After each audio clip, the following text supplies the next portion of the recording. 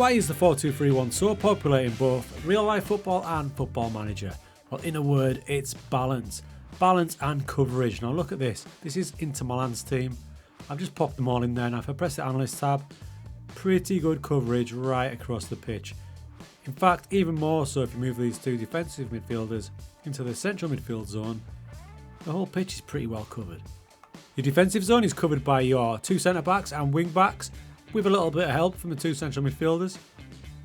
Speaking of the central midfield areas, you've got a trifecta there, a little triangle of your three central midfielders that cover that area. The wide areas are well covered by both the full-backs or wing-backs and the wide men, so they're covered as well. And the striking options covered by your striker with the backup of the central attacking midfielder and the two attacking wingers. When building your 4-2-3-1, you really need to think about how you want to approach the game. Do you want to play wide and have the guys higher up the pitch supplying the width? If so, you want to make those guys into wingers or inverted wingers, so they're going to keep out wide and dominate these areas of the pitch. So if you do that, you're going to be well covered out wide with wing-backs and wingers, but you're going to be a little bit lacking in central areas, so your support's going to have to come from an aggressive attacking midfielder, number 10, and probably additional backup for one of your central midfielders, so you could potentially have one of them as a central midfielder on attack. You're going to need more backup for the striker if these guys are both playing wide. However, the most popular version of the 4-2-3-1 is using the two wider players as additional striking options, probably inside forwards or really aggressive inverted wingers. Therefore, they will come inside, backing up the striker. You're going to have loads of options off that. Of course, now you'll lack a bit out wide, and that's where your wing-backs will then come into it.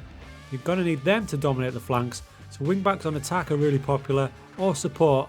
So you're going to struggle if you drop these down to full-backs on support. That might not give you enough going wide if you're asking these two guys to pop inside quite a lot. A little bit like that. If you are going to go with two wingers as your options, that's the sort of setup I would like to go with. An advanced forward with a shadow striker really getting behind there as well, so he's going to be able to benefit off crosses from the wingers. And I'm also going to ask one of my central midfielders to bomb on as well. So in effect, you've got these three coming down the central areas to benefit off the wing backs. And we'll take a holding player in there, possibly a deep line playmaker, or even a ball winner, just someone to hold position while these guys are bombing on forward. I'll also drop my fullbacks to support, or even there is the option to tuck them in with an inverted fullback to pop in there into those areas when this guy bombs on. If I'm going for a more narrow attacking approach at the top, so inside forwards backing up the striker, I will drop the shadow striker back to more of an attacking midfielder, so he can drop in, look to play the balls through.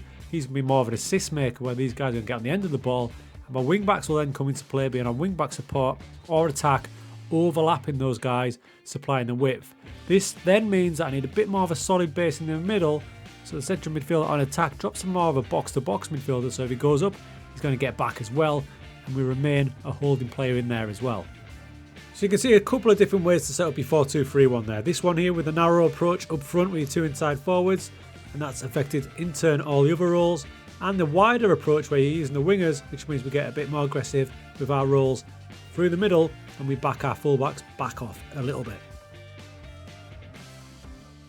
So it's not hard to understand why it's one of the most popular formations in real life and in the game. It's flexible, you can attack in loads of different ways, and it's pretty solid too with good coverage. It also goes even more flexible with the ability to easily switch to a more solid 4-3-3, and probably in most cases using the same players.